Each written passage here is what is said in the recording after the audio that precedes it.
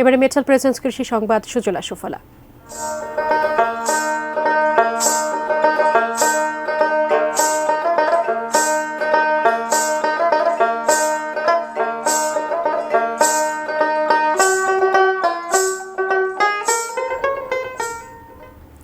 ভরা মৌসুমেও কপাল পুড়ল মেহেরপুরের কৃষকদের।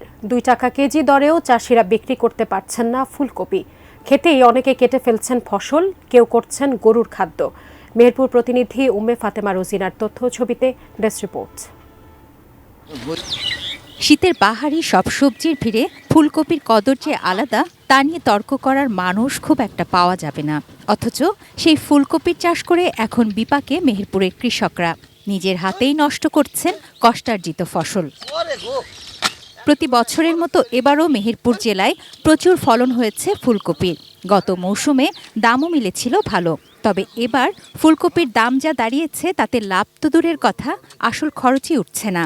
এসব ফুলকপি এখন গোখাদ্য হিসেবে নিচ্ছেন স্থানীয়রা। এই সারের দোকানে 4 লাখ থেকে 5 লাখ টাকা দিনা, এখন আমি বিপদে পড়ে গেছি। এখন কিভাবে এই দিনা শোধ করবেন বলেন? কপি বেচা কেনা হয়েছে না, কপির কোনো লোক নেই, পার্টি নেই, খাইছে না। এখানে আমরা তো মার খাই, তাহলে অন্যবাদ কি করে করবো? এখন আমার সামনে শীতে ধান লাগাতে হবে, দেখতে পাচ্ছেন আমার কপিগুলো সব ফুটি দাঁড়িয়ে আছে। ক্ষতিগ্রস্ত কে দেবে বলেন? জেলা কৃষি বিভাগ বলছে, বেশি লাভের আশায় চাষিরা অন্য সবজির তুলনায় ফুলকপির আবাদ বেশি করেছেন।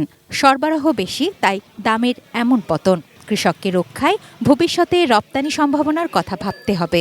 রপ্তানি করতে হলে আমাদের কিছু ফর্মুলা আছে, যেখানে হলো গুড এগ্রিকালচার প্র্যাকটিস, এটা করে আমাদের উৎপাদন করতে হয়। তবে কৃষি বিপণন অধিদপ্তর এখন থেকে রপ্তানি করার চেষ্টা করবে। চলতি মৌসুমে মেহেরপুর জেলায় 1,500 হেক্টর জমিতে ফুলকপির আবাদ হয়েছে। তুনাজ দিনা তনু, ডেস্ক রিপোর্ট, এটিএন নিউজ।